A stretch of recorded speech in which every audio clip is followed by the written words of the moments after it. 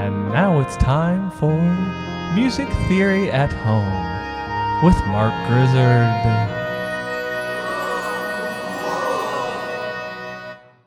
18, 19, 20.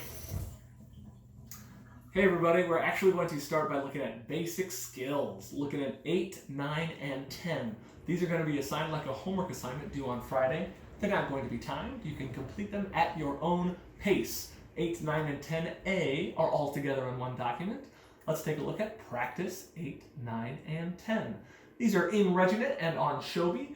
We see basic skills 8 practice, looking at inversions, basic skills 9 practice, identifying the quality only, and basic skills 10 practice, putting together a Roman numeral analysis. I think they're pretty straightforward. If you would like to, give them a shot.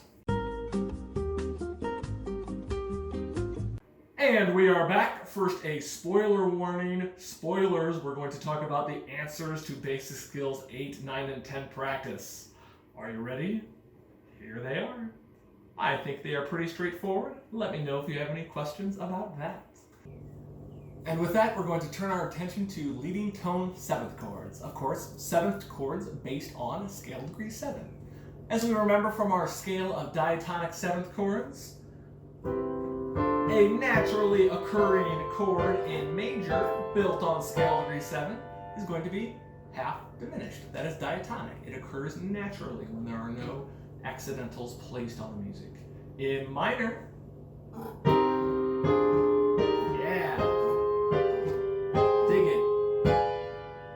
By raising our leading tone on chords based on 5 and 7, which we should do, we are left with a fully diminished 7th chord based on our leading tone, right? So of course we can recognize that a diatonic 7th chord based on our leading tone in major will be half diminished, and in minor will be fully diminished. So we want to resolve these to 1, just as we resolved our 7 diminished 6 triads to 1, and we're basically just going to have to add a step because we're adding a pitch. So let's take a look at this handout, which is very similar to the one from Monday, and we just have one more step to add. When resolving a 7 fully diminished 7th chord and in its inversions, or a 7 half diminished 7th chord and its inversions, we first want to pay attention to the leading tone. Where's the leading tone? Let's start on this example in G minor. In G minor, we're asked to create 7 fully diminished 7 to 1. First thing to do is raise the leading tone, which means the root of this chord is not F. The root of this chord is F sharp. So our bass has it, it's in root position, and our F sharp, of course, goes up to Do. Our bass has F sharp to Do. Step 2, move scale degree 4 down to 3. Okay, this sounds familiar. Our tenor does it here. Avoiding that clunky diminished 5th to perfect 5th motion. Now, of course, we have a chordal 7th, and a chord based on F sharp will have a 7th here as an E flat, and our alto has it. Cool, those 3 pitches all have very specific assignments. Now, the last voice left here is not going to double anybody because we have 4 notes in this chord. Rather, it's got to fill out this 7th chord with scale degree 2. Our soprano now is on scale degree 2, and it can either move up by step to a B flat or down by step to a G. Either is correct. And here you see this little tiny B flat to let you know that you have a couple of options. I think I might prefer to go up here. Why is that? Take a look at our alto and our soprano.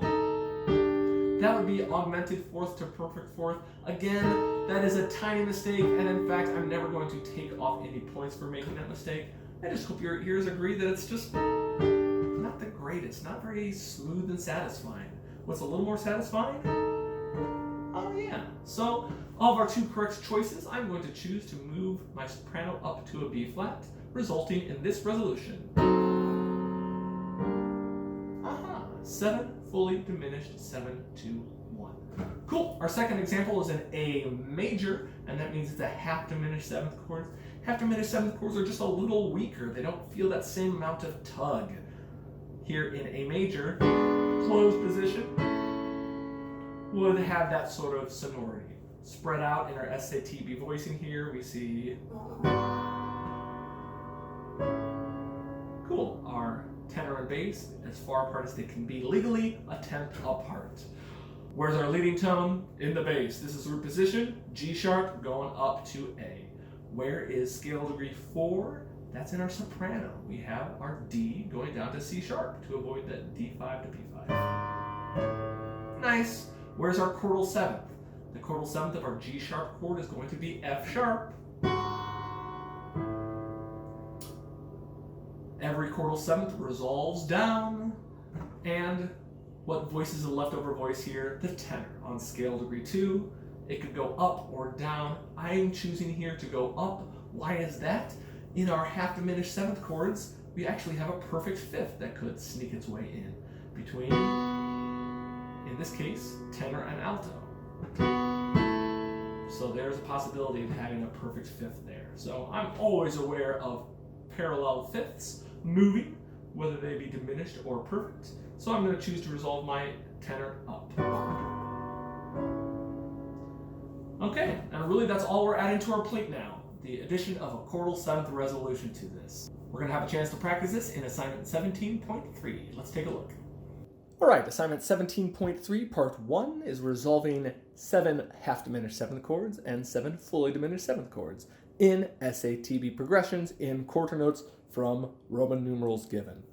Looks pretty familiar here. So let's start with example E.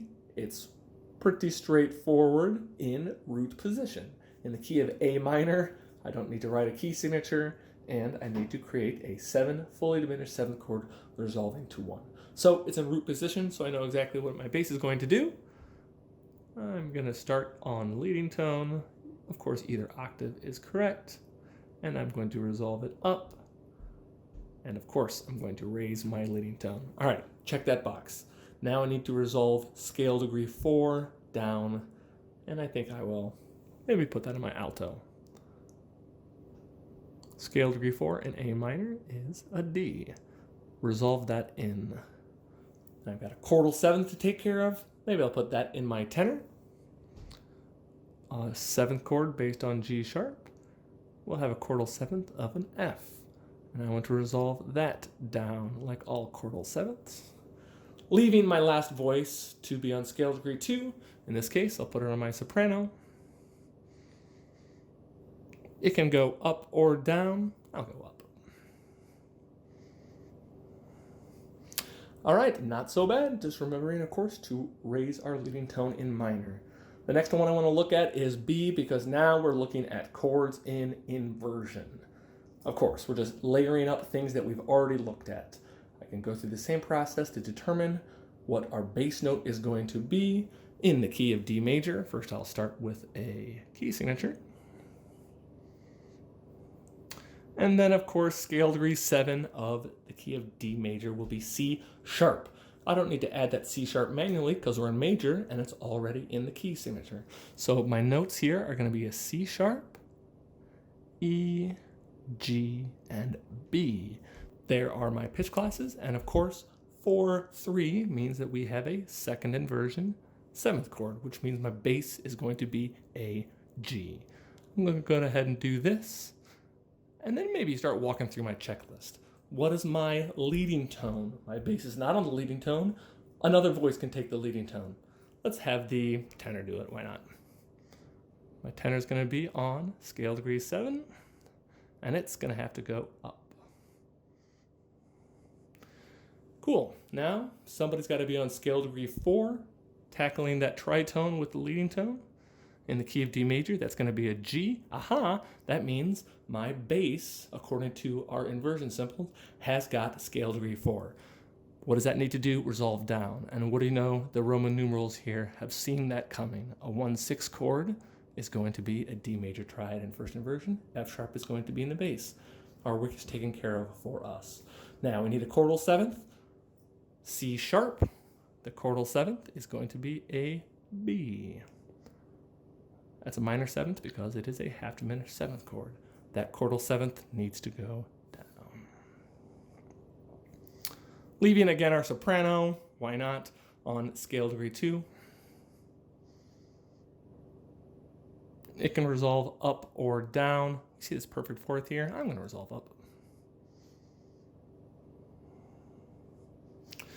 So, homework is assignment 17.3, the rest of part 1. That is to say, not the complete rest, because we're not going to deal with H. Who needs to deal with H? So, 17.3, part 1, C, D, F, and G.